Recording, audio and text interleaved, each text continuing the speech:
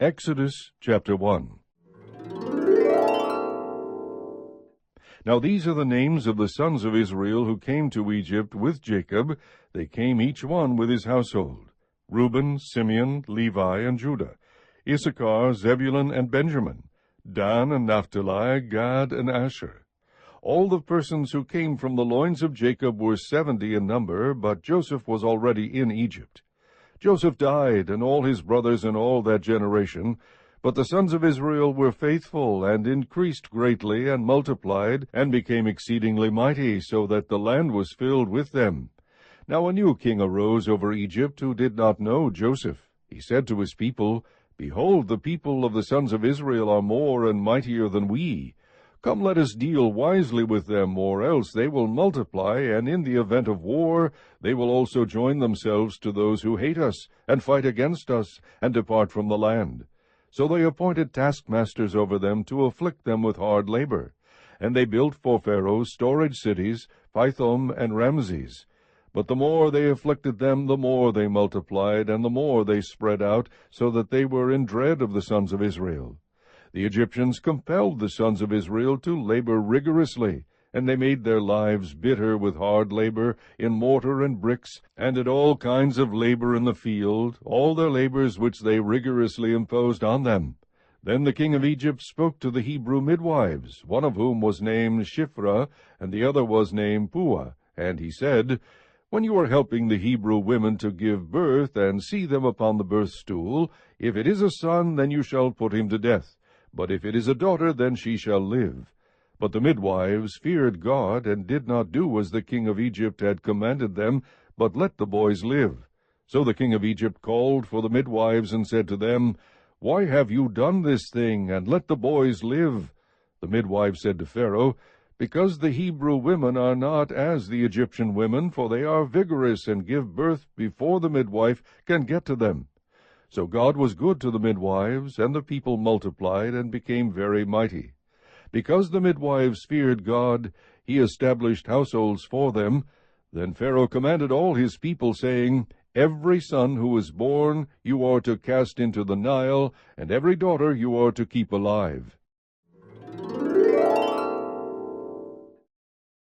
Chapter 2.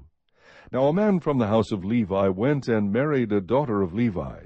The woman conceived and bore a son, and when she saw that he was beautiful, she hid him for 3 months. But when she could hide him no longer, she got him a wicker basket, and covered it over with tar and pitch. Then she put the child into it, and set it among the reeds by the bank of the Nile. His sister stood at a distance to find out what would happen to him. The daughter of Pharaoh came down to bathe at the Nile with her maidens walking alongside the Nile, and she saw the basket among the reeds, and sent her maid, and she brought it to her. When she opened it, she saw the child, and behold, the boy was crying. And she had pity on him, and said, This is one of the Hebrews' children. Then his sister said to Pharaoh's daughter, Shall I go and call a nurse for you from the Hebrew women, that she may nurse the child for you? Pharaoh's daughter said to her, Go ahead. So the girl went and called the child's mother. Then Pharaoh's daughter said to her, Take this child away, and nurse him for me, and I will give you your wages. So the woman took the child and nursed him. The child grew, and she brought him to Pharaoh's daughter, and he became her son. And she named him Moses, and said, Because I drew him out of the water. Now it came about in those days, when Moses had grown up, that he went out to his brethren, and looked on their hard labors. And he saw an Egyptian beating a Hebrew, one of his brethren. So he looked this way and that, and when he saw there was no one around, he struck down the Egyptian, and hid him in the sand. He went out the next day, and behold, 2 Hebrews were fighting with each other. And he said to the offender, Why are you striking your companion? But he said, Who made you a prince or a judge over us? Are you intending to kill me as you killed the Egyptian? Then Moses was afraid, and said, Surely the matter has become known. When Pharaoh heard of this matter, he tried to kill Moses. But Moses fled from the presence of Pharaoh, and settled in the land of Midian, and he sat down by a well. Now the priest of Midian had 7 daughters, and they came to draw water, and filled the troughs to water their father's flock. Then the shepherds came and drove them away. But Moses stood up and helped them, and watered their flock. When they came to Reuel their father, he said, Why have you come back so soon today? So they said, An Egyptian delivered us from the hand of the shepherds, and what is more, he even drew the water for us and watered the flock. He said to his daughters, Where is he then? Why is it that you have left the man behind? Invite him to have something to eat. Moses was willing to dwell with the man, and he gave his daughter Zipporah to Moses. Then she gave birth to a son, and he named him Gershom, for he said, I have been a sojourner in a foreign land. Now it came about in the course of those many days that the king of Egypt died, and the sons of Israel sighed because of the bondage, and they cried out. And their cry for help because of their bondage rose up to God. So God heard their groaning, and God remembered his covenant with Abraham, Isaac, and Jacob. God saw the sons of Israel, and God took notice of them. Chapter 3. Now Moses was pasturing the flock of Jethro, his father-in-law, the priest of Midian, and he led the flock to the west side of the wilderness, and came to Horeb, the mountain of God. The angel of the Lord appeared to him in a blazing fire from the midst of a bush. And he looked, and behold, the bush was burning with fire, yet the bush was not consumed. So Moses said, I must turn aside now and see this marvelous sight, why the bush is not burned up. When the Lord saw that he turned aside to look, God called to him from the midst of the bush and said, Moses, Moses. And he said, Here I am. Then he said, Do not come near here. Remove your sandals from your feet, for the place on which you are standing is holy ground. He said also, I am the God of your father, the God of Abraham, the God of Isaac, and the God of Jacob. Then Moses hid his face, for he was afraid to look at God.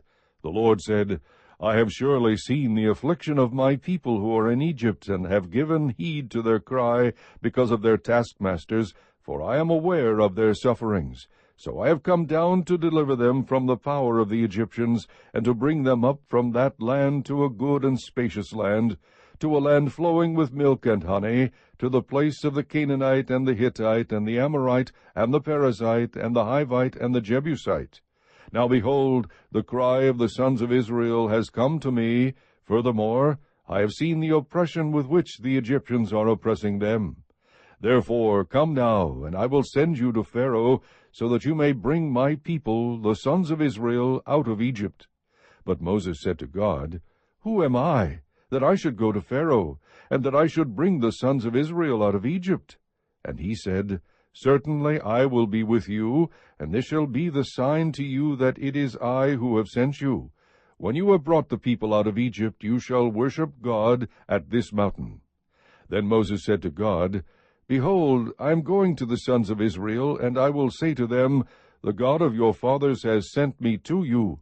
Now they may say to me, What is his name? What shall I say to them? God said to Moses, I am who I am. And he said, Thus you shall say to the sons of Israel, I am has sent me to you. God furthermore said to Moses, Thus you shall say to the sons of Israel, The Lord, the God of your fathers, the God of Abraham, the God of Isaac, the God of Jacob, has sent me to you. This is my name forever, and this is my memorial name to all generations.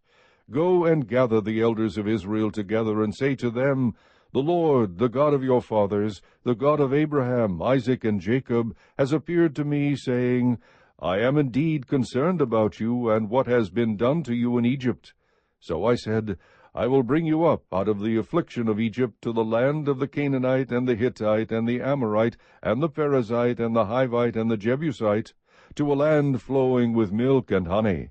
They will pay heed to what you say, and you with the elders of Israel will come to the king of Egypt, and you will say to him, The Lord, the God of the Hebrews, has met with us. So now, please, let us go a 3 days' journey into the wilderness, that we may sacrifice to the Lord our God. But I know that the king of Egypt will not permit you to go, except under compulsion. So I will stretch out my hand and strike Egypt with all my miracles, which I shall do in the midst of it, and after that he will let you go. I will grant this people favor in the sight of the Egyptians. And it shall be that when you go, you will not go empty-handed, But every woman shall ask of her neighbor, and the woman who lives in her house, articles of silver and articles of gold and clothing, and you will put them on your sons and daughters. Thus you will plunder the Egyptians. Chapter 4.